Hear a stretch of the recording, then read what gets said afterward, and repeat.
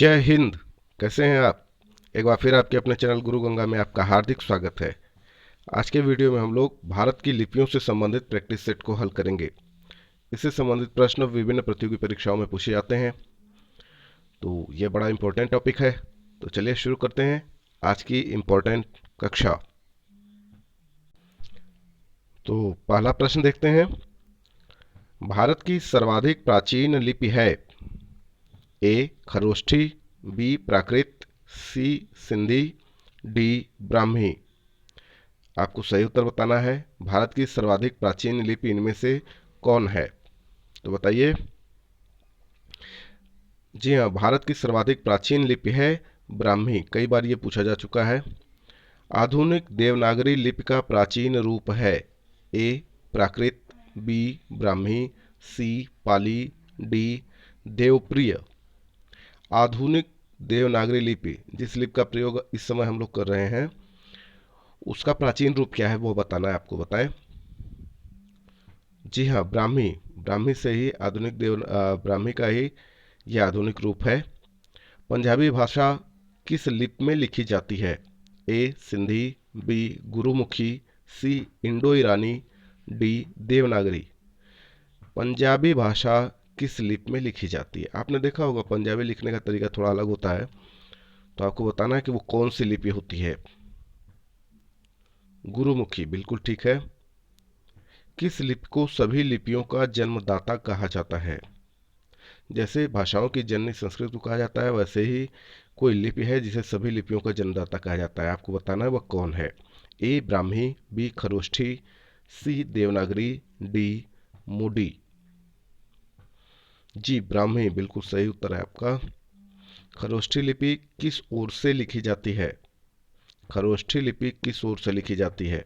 ए बाईं से दाईं ओर, बी दाईं से बाईं ओर, सी उपर्युक्त दोनों ओर, डी इनमें से कोई नहीं।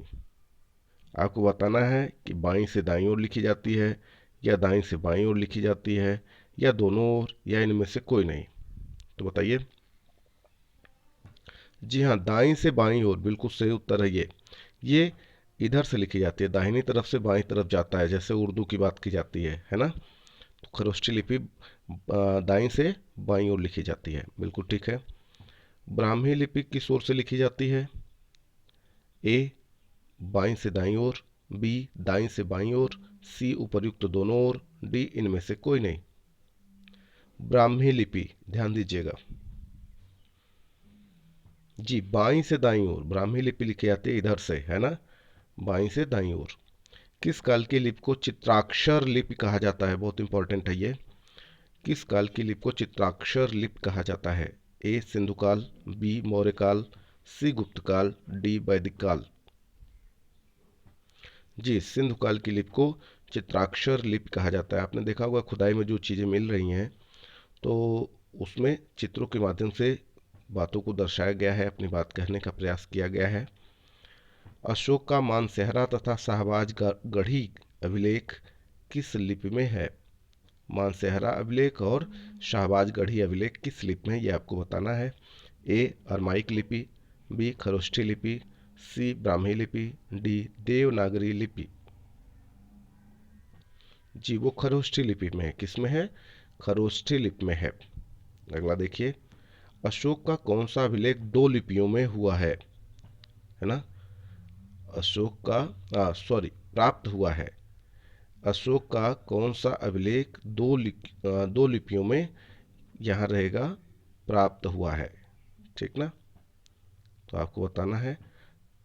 ग्रीक और अरमाइक ये दो लिपियां हैं जिसमें वो अभिलेख प्राप्त हुआ है। तो कौन सा अभिलेख है उसको आपको बताना है। बताएं। कालसी, मानसेहरा, शाहबाज गढ़ी और सार ए कुना। ऑप्शन है आपके पास। हाँ, सार ए कुना जो लिपि है वह दो लिपियों में है, ग्रीक और अरमाइक में, बिल्कुल ठीक है। अशोक ने किस लिपि का प्रयोग राष्ट्रीय लिपि के रूप में किया? ए ब्राह्मी, बी अरमाइक, सी ग्रीक, डी खरोष्ठी। हाँ, ब्राह्मी का प्रयोग राष्ट्रीय लिपि के रूप में अशोक ने किया, बिल्कुल ठीक है। अशोक के शिलालेखों की लिपि है ए हायरोग्लाइफिक्स, बी ब्राह्मी, सी खरोष्ठी, डी देवनागरी। अब तो आप उत्तर दे ही लेंगे, बिल्कुल ठीक है, ब्राह्मी। आगे देखिए, प्राचीन ब्राह्मी लिपि का अर्थ निकालने वाला प्रथम व्यक्ति था। ये बहुत इंपॉर्टेंट है, कई बार पूछा गया है ये। तो A Charles Wilkins, B William Jones, C Max Muller, D James Prinsep.